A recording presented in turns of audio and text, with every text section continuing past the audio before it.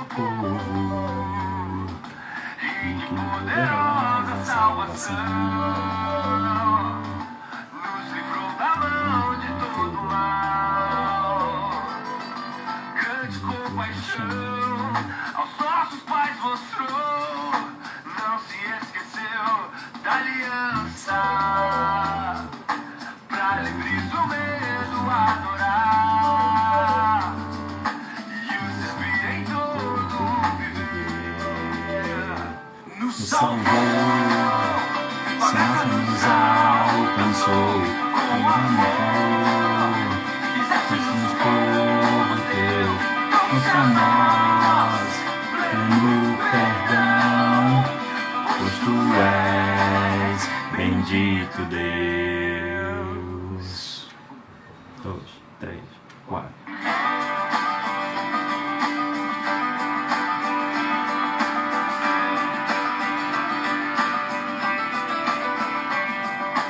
O alto do Senhor virá nos visitar, nascerá o sol, o seu amor. Será a sua luz, guiará os nossos pés a paz. Nos salvou, a graça nos alcançou, o amor, nos povo teu, trouxe a nós, pelo perdão, pois tu és bendito nos salvou, tua graça nos alcançou, o amor, serviço-nos povo teu, trouxe a nós, pleno perdão, pois tu és bendito Deus.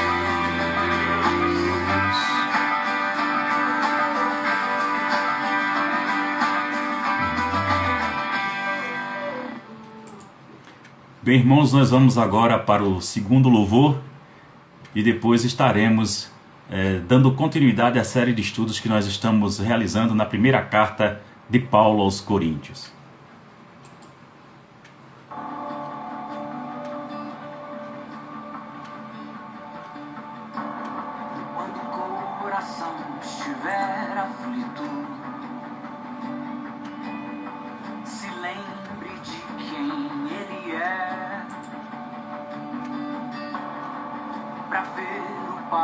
Pai para o Filho,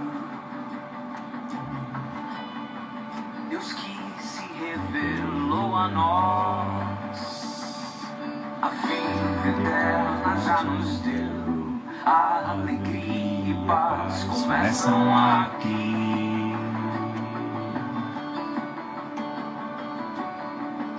Pra si o povo escolheu, Deus para o encontrar.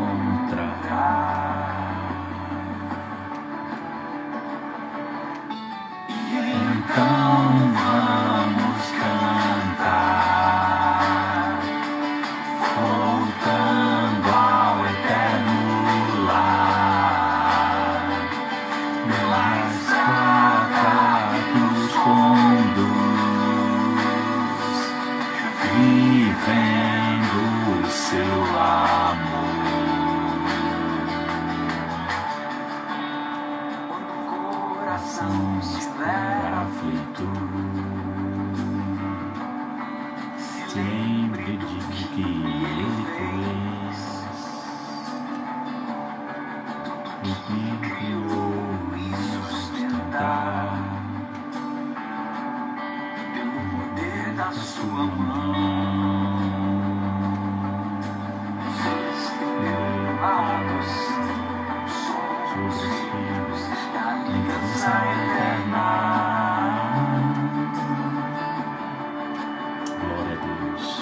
Na morte e na ressurreição, somos no Senhor.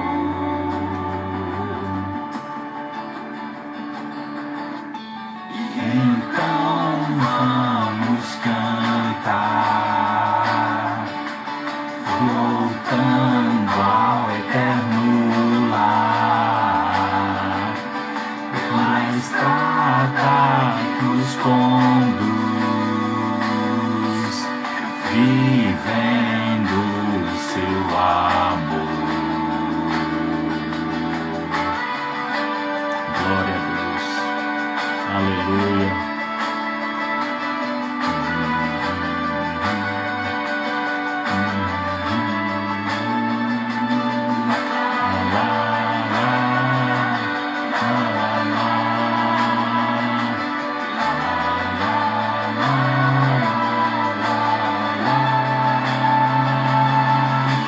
Então vamos cantar,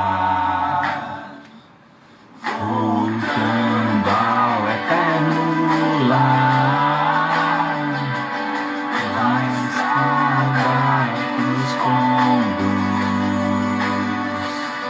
vivendo o seu amor. Quando o coração estiver aflito, se lembre de quem Ele é. Glória ao Pai, ao Filho e ao Espírito Santo. Graça e paz vos sejam multiplicados a todos amados que estão conosco nesta noite e neste momento. Deus vos abençoe ricamente e poderosamente a vida de todos vocês. Amados, nós estamos hoje com muita alegria. Estamos chegando ao final da exposição da primeira carta de Paulo aos Coríntios e vamos para o seu último capítulo, capítulo 16. Vamos mais uma vez termos uma palavra de oração e rogarmos as ricas bênçãos de Deus sobre o seu povo, mais uma vez. Senhor Deus, mais uma vez, Pai amado, com muita alegria estamos na Tua trina presença. Obrigado a Deus pelo privilégio de Te servir, pela graça de estarmos louvando, bendizendo, glorificando e exaltando o Teu nome, Senhor. Eis aqui o Teu povo que se chama pelo Teu nome, Teus filhos e filhas, ó Pai, sedentos de Ti. Rogamos mais uma vez, em nome de Teu Filho amado, e mediante, ó Deus, a ação interna do Teu Espírito, que o Senhor nos ilumine, nos capacite para a compreensão das Sagradas Escrituras, e que para o louvor do Teu nome sejamos desafiados, ó Deus, a vivenciar, a pôr em prática, para que tudo na vida do Teu povo redunde no louvor, na glória e honra de Teu majestoso e excelso nome, em nome de Jesus. Amém. Bem, meus queridos, vamos fazer a leitura do texto. 1 Coríntios, capítulo 16, que diz o seguinte: quanto à coleta para os santos, fazei vós também como ordenei as igrejas da Galácia. No primeiro dia da semana, cada um vos ponha de parte em casa, conforme a sua prosperidade, e vá juntando para que se não façam coletas quando eu for. E quando tiver chegado, enviarei com cartas para levarem as vossas dádivas a Jerusalém, aqueles que aprovardes. Se convier que eu também vá, eles irão comigo. Irei ter convosco, por ocasião da minha passagem pela Macedônia, porque devo percorrer a Macedônia. E bem, pode ser que convosco me demore, ou mesmo passe o inverno, para que me encaminheis nas viagens que eu tenha de fazer. Porque não quero agora ver-vos apenas de passagem, pois espero permanecer convosco algum tempo, se o Senhor o permitir. Ficarei, porém, em Éfeso até ao Pentecostes, porque uma porta grande e oportuna para o trabalho se me abriu lá a muitos adversários. E se Timóteo for, vede que esteja sem receio entre vós, porque trabalha na obra do Senhor, como também eu. Ninguém, pois, o despreze, mas encaminhai-o em paz, para que venha ter comigo, visto que eu espero com os irmãos. Acerca do irmão Apolo, muito lhe tenho recomendado que fosse ter convosco em companhia dos irmãos, mas de modo algum era a vontade dele ir agora. Irá, porém, quando se lhe deparar boa oportunidade. Sede vigilantes, permanecei firmes na fé, portai-vos varonilmente, fortalecei-vos, todos os vossos atos sejam feitos com amor. E agora, irmãos, eu vos peço o seguinte: sabeis que a casa de Estéfanes são as primícias da Acaia e que se consagraram ao serviço dos santos, que também vos sujeiteis a estes tais, como também a todo aquele que é cooperador e obreiro. Alegro-me com a vinda de Estéfanes e de Fortunato e de Acaico, para que estes supriram o que da vossa parte faltava. Porque trouxeram refrigério ao meu espírito e ao vosso. Reconhecei, pois, a homens como estes. As igrejas da Ásia vos saudam, no Senhor muito vos saudam Áquila e Priscila, bem assim a igreja que está na casa deles. Todos os irmãos vos saudam, saudai-vos uns aos outros com um ósculo santo. A saudação escrevo eu, Paulo, de próprio punho. Se alguém não ama o Senhor, seja anátema. Maranata, a graça do Senhor Jesus seja convosco. O meu amor seja com todos vós, em Cristo Jesus. Bem, meus irmãos, nós, com a graça de Deus, estamos chegando ao final da exposição da carta de Paulo aos Coríntios. Estamos agora no capítulo 16 e último desta carta.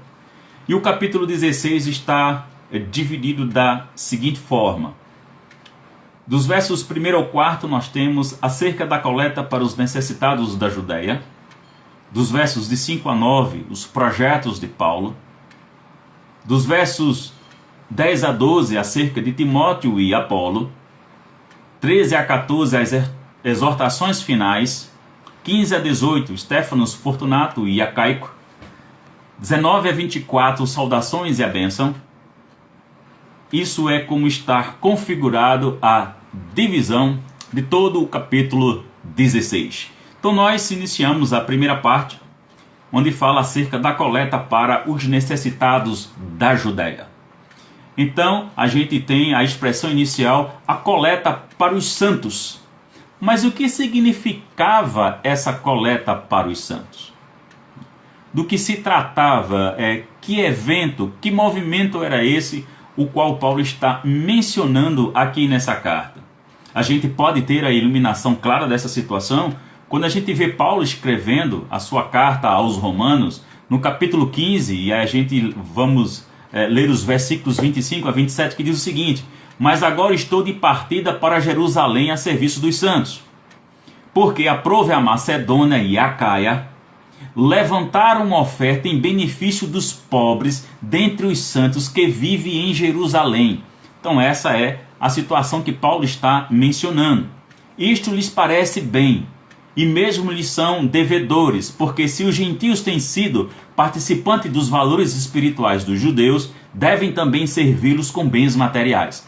Ou seja, irmãos, aqui na verdade é uma igreja formada por judeus e que essa igreja está passando por um momento difícil que assou a situação de Jerusalém, um período de fome, um período de escassez, e os irmãos estão fazendo uma coleta em toda essa região para poder dar assistência àqueles irmãos que estão necessitados, não é? A gente tem Paulo, por exemplo, citando também uma situação parecida quando ele escreve aos Gálatas, capítulo 2 e o verso 10, Paulo diz exatamente o seguinte: recomendando-nos somente que nos lembrássemos dos pobres, o que também me esforcei por fazer. Ou seja, meus irmãos, é momento mais do que oportuno a igreja de Deus se manifestar de fato enquanto igreja, dela verdadeiramente mostrar a sua face, mostrar quem ela é e a importância, a relevância na sociedade que nós estamos tendo. Porque a gente percebe muitas vezes que é uma dificuldade do próprio poder público, né, em chegar em certos locais que a igreja chega. Isso é um fato, isso é uma realidade. Então, meus amados irmãos, primeiro a gente começa lidando com os nossos. A gente primeiro começa a ter a preocupação de lidar e cuidar da nossa família. E é exatamente aquilo que está sendo feito. A igreja em nenhum momento ele negligencia os seus em detrimento dos de fora. Não, primeiro a gente faz a lição de casa. Primeiro a gente cuida dos nossos amados irmãos que estão passando por privações, por dificuldade. E esse é um momento como nunca, que deve ser visto em nós de fato o amor da parte do nosso Senhor Jesus Cristo. Que devemos externar na prática o amor que nós professamos, que temos ao nosso Salvador e que temos para com Deus o Pai. Lembrando, né, de forma muito clara, que o amor justamente é a marca, é aquilo que distingue verdadeiramente na sociedade aqueles que são cristãos. É a nossa marca. Nosso Salvador, inclusive, eleva essa condição, não é? Porque ele diz: amai-vos uns aos outros como eu vos tenho amado. Então a qualidade do amor de Cristo é um amor sacrificial. Um amor puro, um amor verdadeiro, um amor genuíno, um amor que tem interesse na verdade e na nossa pessoa, não naquilo que a gente pode oferecer, como acontece muito por aí. As pessoas têm um sentimento relacional com outros pelo interesse daquilo que pode conquistar ou que pode receber daquela outra pessoa. Mas aqui a gente tem uma situação completamente diferente. É um momento em que a igreja aqui está manifestando de fato, na prática, não é, o amor fraternal. E tendo o entendimento da necessidade dos santos. Então, meus irmãos, uma coisa é certa. Nós já estamos cientes que esse momento que nós estamos vivenciando, a gente já sabe que alguns irmãos já perderam emprego. Nós sabemos que alguns irmãos são autônomos. E nós sabemos também, irmãos, que aquele valor de R$600, não é? Ajuda, mas não é suficiente. Mesmo que duas pessoas da casa consigam, vamos lá dizer, os R$600, então nós teremos o quê? R$1.200 numa família. Agora, o que é que R$1.200 vai ser ou significar quando existe um pai, uma mãe, 2 filhos e um aluguel para pagar? Então são coisas das quais nós precisamos pensar. Então primeiro é preciso que a gente olhe, cada um olhe para a sua igreja. Como está a situação desses irmãos? E termos uma ação para com estes. A nossa igreja, a segunda igreja presbiteriana de Rio Doce, no primeiro domingo de cada mês que nós celebramos a ceia, nós também celebramos no momento do ofertório, nós celebramos a Cesta do Amor, onde em culto público os irmãos vão lá levar um quilo ou mais de alimento para que nós venhamos a confeccionar justamente as cestas básicas para suprir as necessidades dos irmãos que estão passando por esse momento difícil. E nós fazemos isso com muita alegria, com muito amor, porque é preciso que a gente venha cuidar de nós, irmãos. Prefeitura, governo do estado, governo federal, enfim, qualquer instância de poder público, não entra com verba para ajudar a igreja nenhuma, não. Então somos nós que precisamos aprender amoravelmente a cuidarmos um dos outros. E aí nós seremos aptos para cuidar dos de fora, tendo condições de o fazê-lo. Nós temos alguns diáconos na nossa igreja que têm a preocupação de pelo menos uma vez por semana estarem à noite adentro pela cidade de Olinda, pela cidade de Recife, indo nas praças, levando um cachorro quente, levando um suco, levando às vezes roupas para as pessoas que estão vivendo e residindo nas calçadas. Pessoal que está aí, correndo risco de diversas situações, não é? Então, a igreja precisa, como nunca, se manifestar presente na sociedade. É nesses momentos de calamidade que a igreja, mais do que nunca, precisa se posicionar, levando uma mensagem de esperança. Jesus Cristo é o Salvador, Jesus Cristo vai voltar, e Deus é soberano e está no controle de todas as coisas. Então é isso que a gente precisa entender. E precisamos nos posicionar de acordo com esta realidade, irmãos. Precisamos sair da zona de conforto. Não podemos ficar apenas de mensagens de WhatsApp, de mensagem de Facebook, de mensagem de Instagram, bonitinha, falando da palavra de Deus. Ótimo, é válido usar os meios tecnológicos para pregar o Evangelho, para levar a mensagem de esperança. Glória a Deus por isso, mas não é só isso. A gente precisa ir além disso. Então a gente precisa olhar primeiro para dentro de casa, cuidar dos nossos, e aí, quando possível, a gente cuida também dos de fora. Então Paulo segue e afirma que essa atividade era realizada no primeiro dia da semana. A gente vê isso em Atos capítulo 20, o verso 7. No primeiro dia da semana, estando nós reunidos com o fim de partir o pão, celebração da ceia, Paulo, que devia seguir viagem no dia imediato, exortava-os e prolongou o discurso até a meia-noite. Então aqui mostra que era o dia do Senhor, o primeiro dia da semana, dia que o nosso Salvador ressuscitou. Então, meus amados irmãos, estava aqui sendo celebrado, né? Celebrado de maneira maravilhosa. Corrigindo, né? O primeiro, o domingo, porque também tem o momento maravilhoso, que quando as pessoas correram ao templo, né? As mulheres chegaram lá e tiveram, né, a maravilha, a notícia do anjo está dizendo que o Messias havia ressuscitado. Então, passa a se ser este dia, o dia do Senhor. A igreja cristã estabelece dessa forma. Não é? Então, segue-se justamente esse momento de culto, de adoração, e é feita a coleta naquele dia.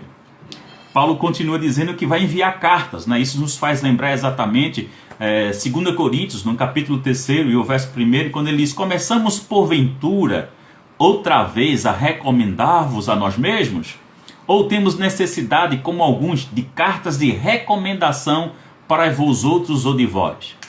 Era uma prática que existia na igreja, mas quando você conhecia a pessoa, quando você tinha o entendimento da índole daquela pessoa, não havia necessidade de você ter uma carta. Mas quando a igreja justamente às vezes não conhece quem estava sendo enviado para dar assistência, então ela vinha com a carta de recomendação, se apresentando, mostrando por quem foi enviado e qual a ação de trabalho que seria feita naquela igreja. Então Paulo lhe disse: se convier que eu também vá, eles irão comigo. Isso nos arremete a 2 Coríntios, capítulo 8, verso 4 e o verso 19. Eu vou ler junto para vocês, que diz o seguinte: pedindo-nos com muitos rogos a graça de participarem da assistência aos santos. Essa parte aqui, irmão, de forma bem específica, a igreja mais pobre da Macedônia ajudando a igreja pobre da Judéia. Vejam, os mais pobres de uma situação, preocupado com os pobres de uma outra localidade, rogaram para participarem da contribuição para a coleta. Vejam que coisa maravilhosa. Vejam como isso é maravilhoso. Os mais pobres estavam ajudando outros pobres de uma outra localização. E Paulo continua dizendo: e não só isto, mas também, perdão, irmãos, e não só isto, mas foi também eleito Tito, aqui que ele menciona, pelas igrejas, para ser nosso companheiro no desempenho desta graça ministrada por nós, para a glória do próprio Senhor e para mostrar a nossa boa vontade. Então é exatamente assim que a igreja ela precisa se comportar. Este é o caminho. Então, depois de ter feito toda essa explicação e ter deixado isso muito claro, Paulo agora vai falar a respeito de seus próprios projetos.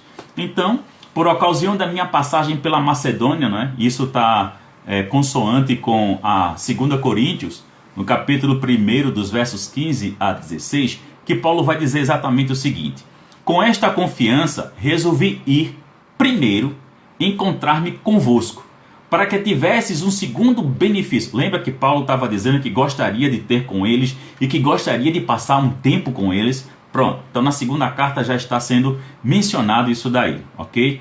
E por vosso intermédio passar a Macedônia, e da Macedônia voltar a encontrar-me convosco e ser encaminhado por vós para a Judéia. Então a ideia de Paulo era de fato ir para a Macedônia, passar pela Macedônia, chegar na igreja de Corinto, ter um tempo de convivência com os coríntios e os coríntios prepararem toda a situação para que fosse enviado Paulo para a Judéia.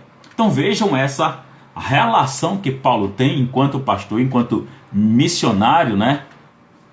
Ali por toda aquela região, fazendo as suas diversas viagens, pregando nas igrejas, abrindo igrejas, treinando liderança. Então Paulo ele sempre deixou as portas abertas no seu relacionamento para com as igrejas dos quais ele havia trabalhado e orientado, que ele havia consolidado enquanto igreja, que havia doutrinado, treinado líderes para assumir um local. Então assim Paulo faz. Aí é bom que a gente vai aprendendo justamente a maneira com que Paulo se comporta, que é um desafio para que nós estejamos fazendo hoje, não é? Recebendo e acolhendo, né, os servos do Senhor e cuidando bem deles quando são recebidos na nossa igreja. Então aqui Paulo tem essa relação íntima, muito pessoal com a igreja de Corinto. Inclusive, se vocês lerem a segunda carta de Paulo aos Coríntios, é a carta mais pessoal da parte de Paulo para uma igreja. Se vocês verem, uma coisa realmente deslumbrante essa segunda carta. Então Paulo continua e fala, né, se o Senhor permitir. Isso nos faz lembrar a carta de Tiago, capítulo 4, verso 15, que diz: em vez disso, deveis dizer, se o Senhor quiser, não só viveremos, como também faremos isto ou aquilo. Então, o pensamento de Paulo, né, como um todo, a ideia de que se o Senhor permitir, ele iria. Por quê, irmãos? Nós lembramos de situações anteriores com Paulo, quando desejava ir para um determinado local, e ele tem aquele sonho, né, que se revela um homem vestido com determinado traje, dizendo, passa para conosco, e Paulo de imediato acorda os que estavam com ele, arruma as coisas e parte para aquele local. Como Paulo também menciona que já tentou ir para outro local e o Espírito de Deus o compeliu, o impediu de ir para aquele determinado lugar. Por quê? Porque é bom que nós estejamos com essa relação e sintonia e intimidade com Deus, para nós estarmos sempre discernindo e entendendo aquilo que Deus quer para a nossa vida. Então, se Deus permitir, não é? E é bom que se entenda que muitas vezes as pessoas confundem justamente essa questão, né, que diz, porque Deus permitiu, e usa a palavra permitir fora de um contexto bíblico, meus irmãos. É bom que a gente entenda que Deus determinou toda a nossa vida. Os nossos dias estão escritos no livro da vida, não é isso que fala o salmista? Se os nossos dias já estão escritos, porque Deus já determinou todos os nossos dias como Ele o serão. E nós precisamos buscar a Deus com muito mais intimidade, para que nós estejamos sempre atentos para discernir aquilo que o Espírito de Deus sempre nos orienta. E isso é importante, não é? Na nossa relação com o Pai, de sempre estarmos discernindo. Então Paulo coloca, se o Senhor permitir, ou seja, em outras palavras, se for a vontade de Deus, eu irei. Se não for a vontade de Deus, eu não irei. Em outras palavras, é isso. E as pessoas confundem essa questão de permissão, como se houvesse um outro poder à parte do de Deus que está agindo, então Deus permitiu que acontecesse. Não, não é assim, irmãos. É que Deus determinou, Deus decretou mesmo. Então a questão aqui, se o Senhor permitir, é se for a vontade do Senhor. Então, Paulo vai e coloca que houve, né, uma porta, uma grande e oportuna porta, e para o trabalho se abriu a ele. E isso aqui é uma referência que nós encontramos em Atos, capítulo 14, o verso 27, que diz o seguinte: ali chegados, reunida a igreja, relataram quantas coisas fizera Deus com eles e como abrira aos gentios a porta da fé. Que coisa maravilhosa! a maneira com que Deus estava agindo, atuando e transformando também a vida dos gentios, mediante a proclamação e a pregação do Evangelho. Era um momento que não era fácil também, como não é tão fácil como nós estamos vivendo. Mas isso não deve impedir que nós estejamos pregando o Evangelho, levando a mensagem de esperança. Então aproveitemos as oportunidades que nós temos, tempo e fora de tempo, estejamos anunciando a mensagem de esperança que Jesus Cristo salva, que Jesus Cristo vai voltar e que Deus é soberano, está no controle de todas as coisas e que nós não devemos temer. Nós não devemos temer. Que se Deus determinou que alguns dos seus filhos será colhido por Ele mediante a Covid-19, glória a Deus por isso. Porque a Covid não está agindo fora do controle e do poder de Deus não, meus irmãos. Se porventura foi assim que Deus determinou que estaria colhendo os seus frutos para a eternidade, glória a Ele, glória a Deus por isso. Ele é soberano, a vontade dele é perfeita, é boa e agradável. Se Deus determinou por meio da Covid-19 levar e colher seus frutos, louvemos o Senhor por isso. E não devemos ter medo. Nós não precisamos ter medo. A gente precisa ser prudente. A gente tem que ser responsável. Devemos ter os devidos cuidados.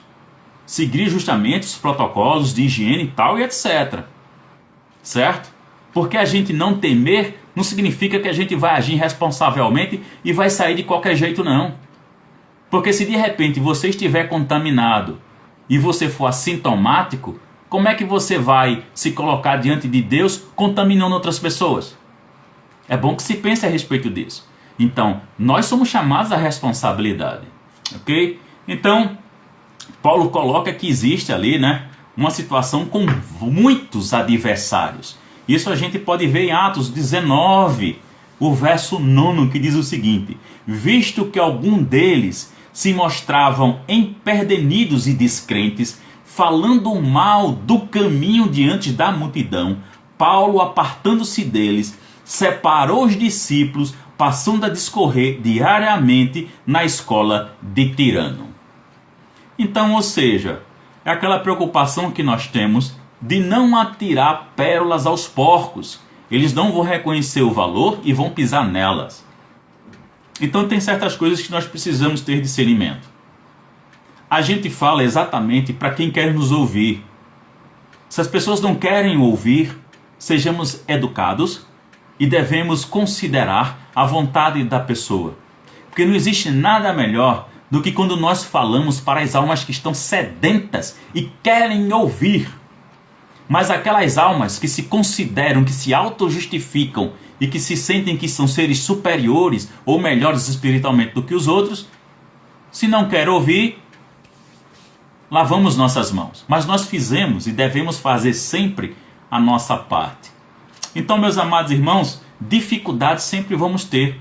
Oposição nós sempre teremos também na pregação do Evangelho. A nossa luta não é contra a carne, não é contra sangue. É contra principados e potestades dominadores deste mundo tenebroso. É contra Satanás, é contra o diabo e os seus demônios. Essa é a nossa batalha. Essa é a nossa guerra que nós estamos travando. E lembrando de uma coisa muito importante. Que estamos nesta guerra, sim. Estamos batalhando, sim. Mas maior é o que está em nós do que está no mundo. E por meio de Cristo nós somos muito mais do que vencedores. Isso são coisas das quais o povo de Deus não pode esquecer. Mas também não se assume uma posição arrogante e nem orgulhosa por causa disso. Porque é por meio de Cristo. Não é força minha, não é sua força, não é meu poder nem seu poder. É o poder de Deus agindo em nós, agindo em todos. É Deus agindo em nós, meus irmãos. É graça de Deus se manifestando em nós. E isso a gente precisa entender nessa relação com Deus. Então o que foi que Paulo fez aqui? Já que eles estavam falando mal, já que estavam questionando e estavam fazendo de forma pública, Paulo se retirou para a escola de Tirano, onde era um ambiente fechado, onde justamente aqueles tais não estariam presentes, e continuou ensinando e continuou pregando para quem queria ouvir. Isso é também extremamente importante. Então Paulo segue e vai falando aqui a respeito de Timóteo e Apolo. Não é? Então aqui tem toda uma questão situacional que Paulo vai falando, a necessidade de ter um bom relacionamento, um bom trato com aqueles que estão trabalhando no ministério, que estão na liderança, não é verdade? Porque muitas vezes, irmãos, existe um olhar diferente para as pessoas que estão liderando. E muitas vezes também existe uma posição de temor equivocada. Tem gente que tem medo. Da mesma forma que tem gente que equivocadamente despreza as autoridades eclesiásticas instituídas pelo próprio Deus para justamente o governo da sua igreja. Então, meus irmãos, é preciso que se tenha o devido cuidado, o devido respeito, ok? Para com aqueles que estão no serviço, na obra do Senhor. Então, aqui Paulo fala a respeito do cuidado que se deve ter com Timóteo, de não desprezá-lo, como também fala a respeito de Apolo, que naquele presente momento não estava querendo ir para Corinto, mas que em momento oportuno, ele estaria indo lá sim, com toda a certeza. Então Paulo, depois disso, parte para fazer as exortações finais para a igreja de Corinto. Então Paulo vai iniciando e dizendo exatamente: sede vigilantes. E isso nos arremete exatamente a Mateus capítulo 24 e o verso 42, que diz o seguinte: portanto, vigiai, porque não sabeis em que dia vem o vosso Senhor. Então, meus irmãos, eu gosto de dizer um jargão que eu aprendi há muitos anos atrás. É melhor, vejam bem, é melhor estar preparado para uma oportunidade e não tê-la, do que ter a oportunidade e não estar preparado para ela.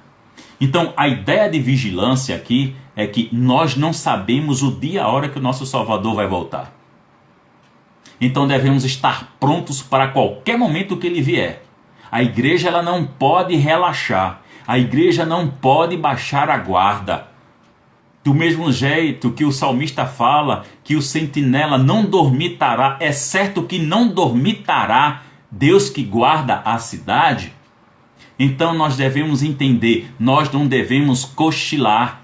Com certeza nós não devemos cochilar em momento algum. Estejamos atentos, estejamos preparados, não somente para a vinda do Senhor, que será repentina, é verdade, é um fato, mas também estejamos preparados, irmãos, e com a mente muito bem aguçada para as ciladas de Satanás.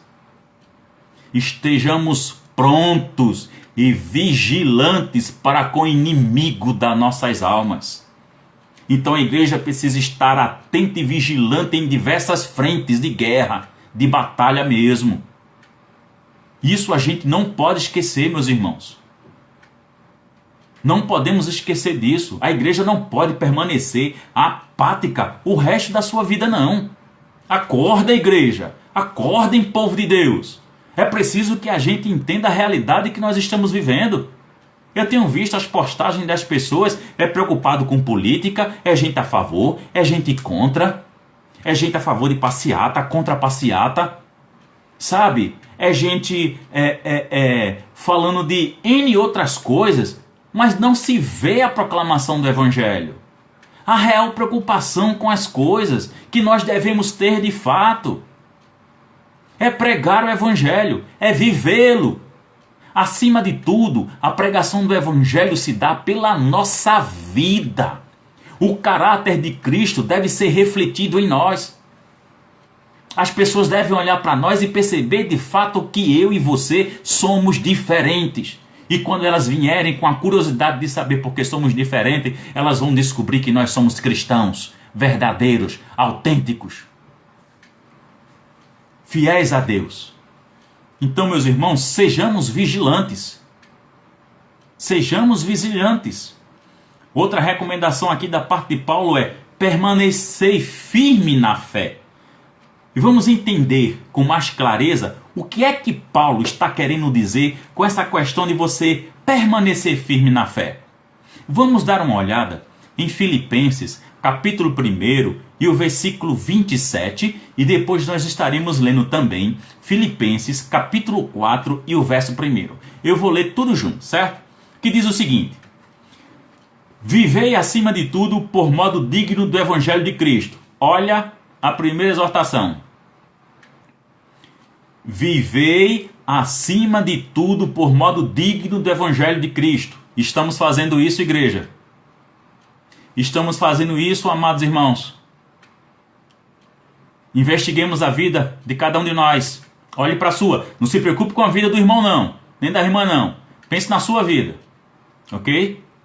Para que eu, ou indo ver-vos, ou estando ausente, ouça no tocante a vós outros que estais firmes em um só Espírito.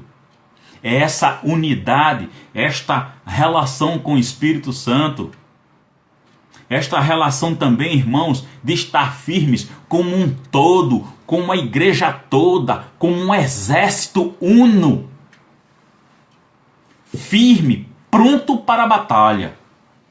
E ele continua, com uma só alma. E veja que coisa linda. É lindo isso que Paulo fala. Lutando juntos pela fé evangélica. Lutando juntos pela fé do Evangelho. É lindo, meus irmãos. E quando muitas vezes você está observando nas redes sociais, estão os irmãos brigando um com o outro por causa de preferência política, por causa de pontos de vista distintos. Meus irmãos, isso é secundário, meus irmãos. Nós somos chamados para testemunhar. Nós não somos chamados para estar gastando o nosso tempo na internet discutindo com as pessoas, não. É preciso a gente saber se posicionar corretamente acerca das coisas. Também não estou querendo dizer que nós estamos vivendo uma vida à parte da sociedade. Não, nós temos direitos civis. Nós somos cidadãos por enquanto aqui, neste plano terreno. Pertencemos também a esse local aqui. Somos forasteiros, é verdade, estamos de passagem. A gente não vai ficar, não. A gente vai para a pátria celestial. Mas enquanto nós estivermos aqui, a Bíblia, por exemplo, nos ensina algo muito prático em relação à política. Que devemos orar pelos governantes para que haja paz. Então vamos orar para que haja paz. Ao invés de estar brigando e discutindo na internet.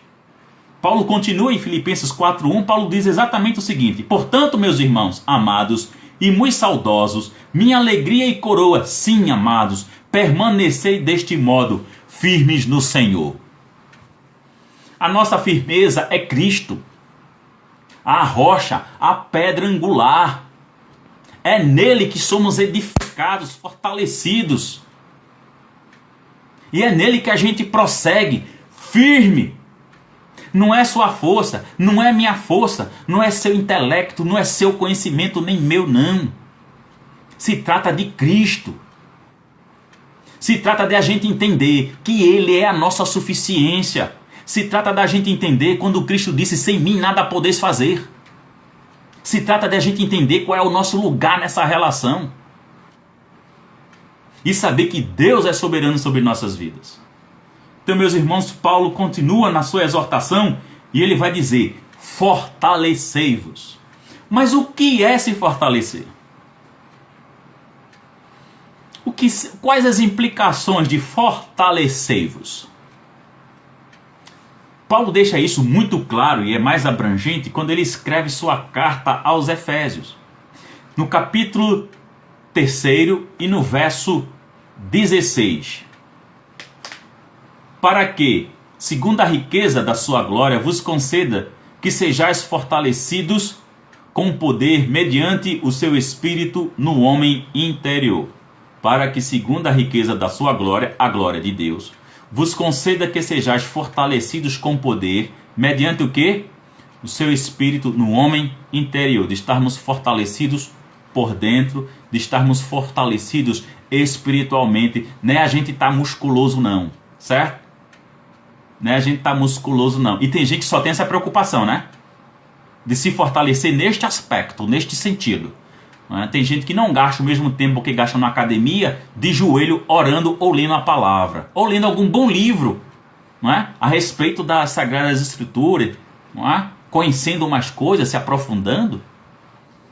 Então, meus irmãos, Paulo também nos diz o seguinte: quanto ao mais, sede fortalecidos no Senhor e na força do seu poder. Está entendendo, igreja, aonde está exatamente a nossa posição de fortalecimento? Sede fortalecidos no Senhor e na força do seu poder. Não se trata de mim, não se trata de você, não se trata nunca de nós. Se trata de Deus, se trata do nosso Salvador. Dá para entender, igreja, isso? É Deus o tempo todo na nossa vida. É o nosso Salvador o tempo todo na nossa vida. É o Espírito Santo o tempo todo que habita em nós, cujo nós somos o templo. Então, meus irmãos, sede fortalecidos no Senhor, na força do seu poder. É isso que Paulo fala para a igreja de Corinto quando ele diz: fortalecei-vos. Porque a igreja de Corinto já conhecia o Evangelho. Paulo está escrevendo para uma igreja que ele consolidou. Ele está chamando a atenção para alguns problemas que existiram lá. E chama a atenção que eles já receberam o Evangelho e que creram neste Evangelho. Então por isso que Paulo está dizendo fortalecei-vos, porque eles sabiam exatamente do que Paulo estava se referindo para com eles.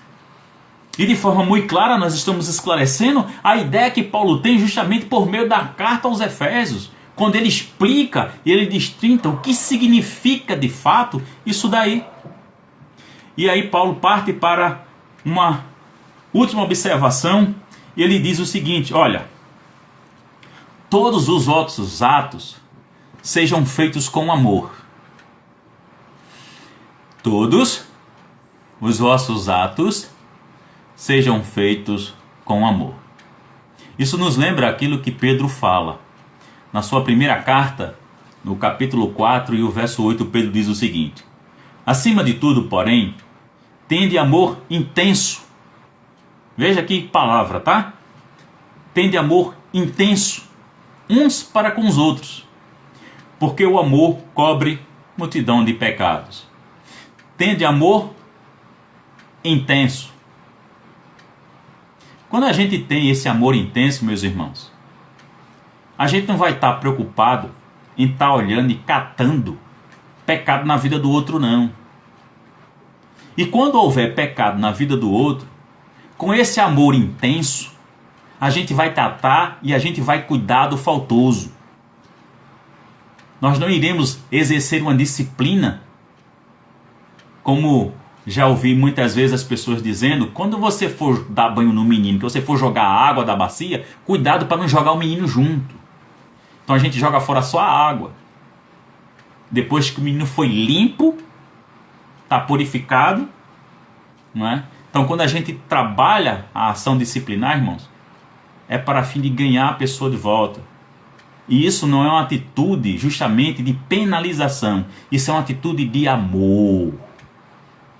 De amor intenso, de cuidado, para manter justamente a unidade no Espírito e a igreja pura e santa. Então tende amor intenso. E aqui Paulo faz algumas referências, não é? Alguns obreiros, né? A Estéfanas, Fortunato e Acaico. A casa de Estéfanas é citado já no início da própria carta de Paulo aos Coríntios, na primeira carta, no capítulo 1 e o verso 16, quando ele diz assim: batizei também a casa de Estéfanas, além destes não me lembro se batizei algum outro. Então, Paulo está falando de alguém do qual ele já tinha feito um trabalho de evangelização e ter feito um trabalho de doutrinação também. Então, segue-se Paulo falando a respeito das primícias da Acaia. O que são essas primícias? Paulo menciona isso, né, em Romanos 16, verso 5, quando ele diz: saudai igualmente a igreja que se reúne na casa deles. Saudai, meu querido Epêneto, primícia da Ásia para Cristo. Ou seja, os primeiros frutos colhidos na Ásia. Tá certo? Quando se fala de primícia, está se lembrando a situação do Antigo Testamento, quando você tinha a colheita. Então, os primeiros frutos da colheita que você tinha, você oferecia a Deus em oferta. Era ofertado para com Deus, não é? Por quê? A gente tinha naquele período, logicamente, um mundo agrícola. Então, não se ofertava dinheiro, né? O que se tinha naquele período, justamente, era o famoso comércio chamado de escambo, a troca de mercadorias, né? Existia, logicamente, prata e ouro, é lógico, né? Mas isso não estava relacionado aos mais pobres, não é? Isso estava com os reis, com os poderosos. Mas aí nós temos essa relação interessante, né, de Paulo chamar exatamente disso.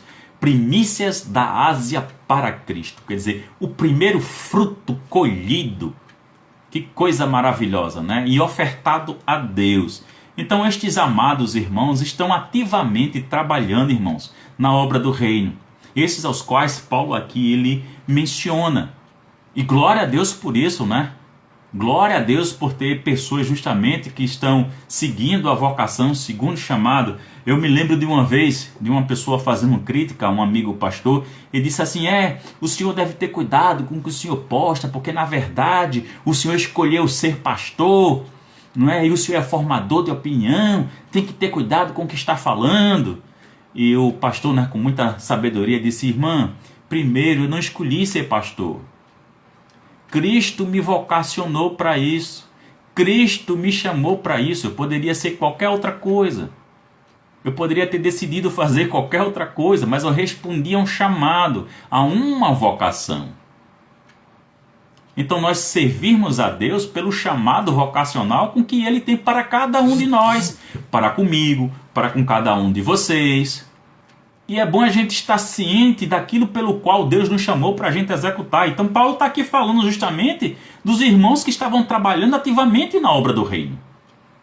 E aí Paulo diz, olha, que também vos sujeitais a estes tais. E o que significa exatamente essa questão de sujeitar-vos a estes líderes, a estes obreiros, a esses pastores, esses missionários que estavam trabalhando?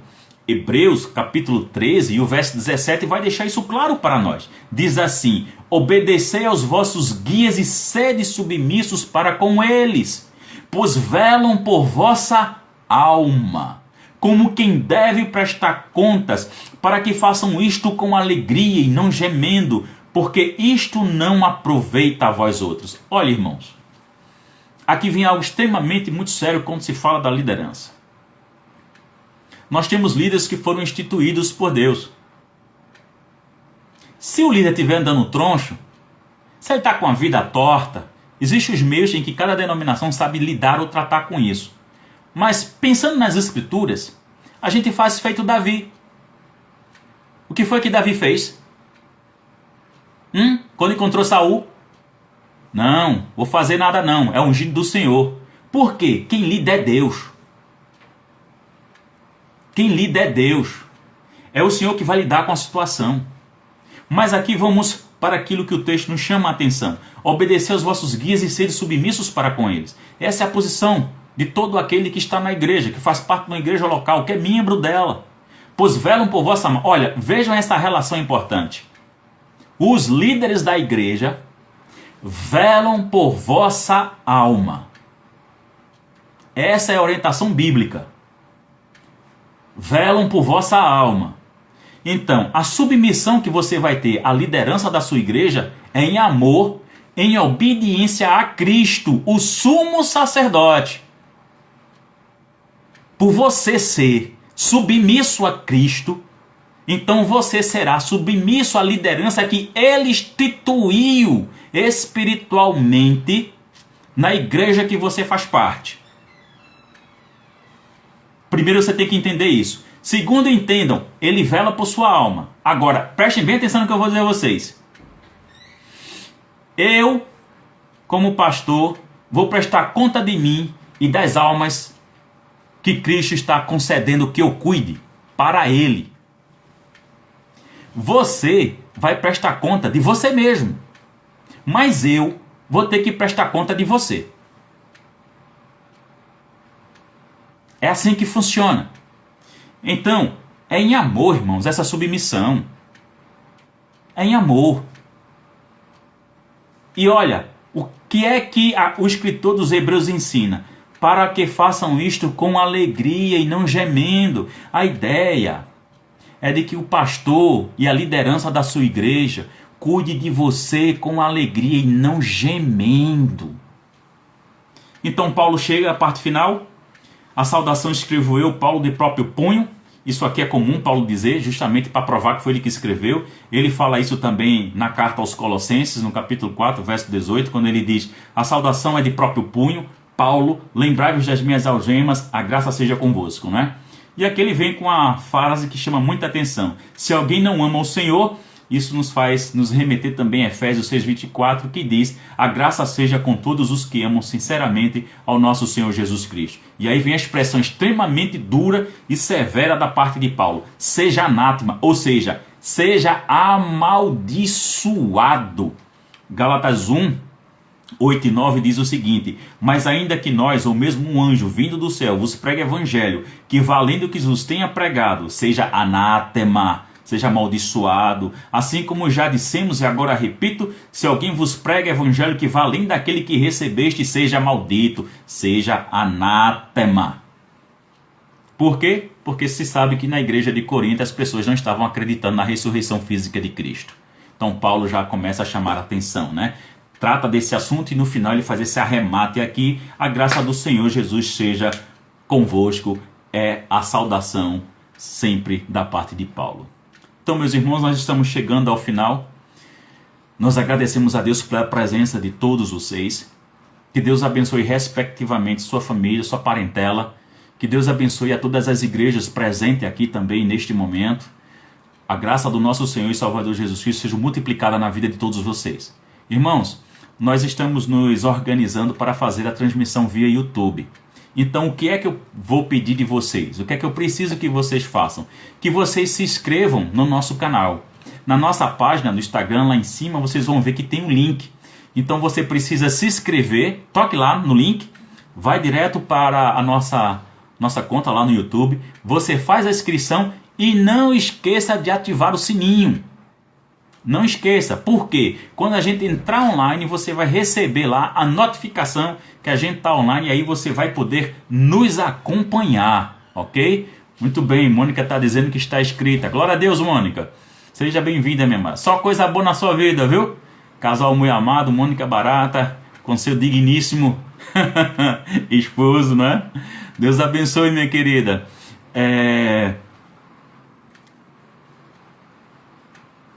Isso, obrigado. Mais outra inscrição. Então, meus irmãos, por favor, é dessa forma que nós iremos trabalhar, ok? Vamos fazer um teste com a igreja, viu, igreja? Vocês da segunda igreja presbiteriana de Rio Doce. Sábado às 20 horas, a gente vai estar fazendo o teste com a igreja para a igreja entender essa dinâmica e como é que funciona a gente estar trabalhando com o YouTube, ok? A gente vai procurar fazer esse trabalho já a partir do próximo domingo. Tanto a escola bíblica dominical, como também o culto à noite. Por quê? Porque a gente tem um tempo maior. Aqui no Instagram, o tempo é limitado apenas por 1 hora. Não é? Ok, Mônica. Um forte abraço também para você e para Blau. Darei o abraço a Betânia, com toda certeza. Então Deus os abençoe, viu, meus irmãos?